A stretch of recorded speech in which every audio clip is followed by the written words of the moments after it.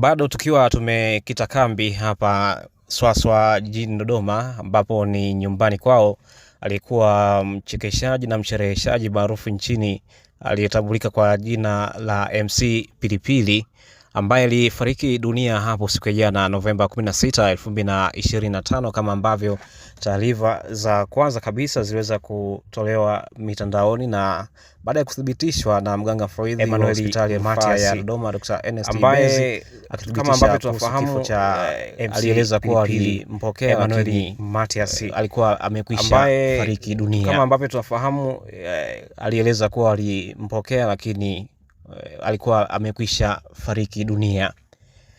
Sasa baada ya kuwepo kwa baadhi ya sintofahamu, sisi tumezungumza na baadhi ya wanafamilia ambao wameeleza kuwa mwili wake ulikutwa ukiwa na majeraha.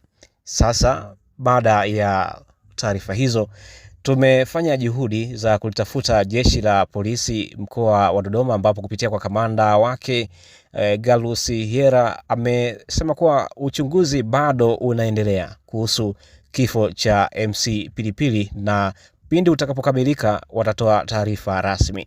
Na huyu hapa kamanda wakati akizungumza. Mimi ni Emmanuel Chazi, hii ni Jambo TV. Halo kamanda, habari?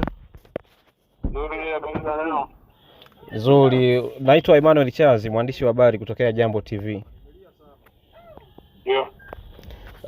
Nilikuwa naomba msaada wako, maana kama ambavyo tumepata taarifa kwamba MC Pilipili amefariki dunia, lakini kuna baadhi ya taarifa ambazo zinahusisha masuala ya kijinai, ikiwemo kudai kwamba mwili wake umekutwa na majeraha. Pengine kuna ukweli gani juu ya taarifa hizo, na pengine jeshi la polisi mmefanya uchunguzi wowote kuhusu mwili wake?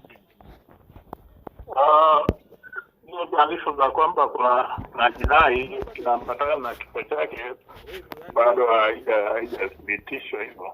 Ndio. Hiyo kwa kuwa mwili ulikuwa kwenye harakati za kufanyia uchunguzi tutakuwa na taarifa zaidi.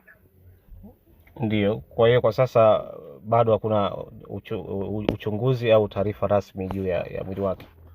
Uchunguzi unaendelea, ukishakamilika tutakuwa na lolote la kusema.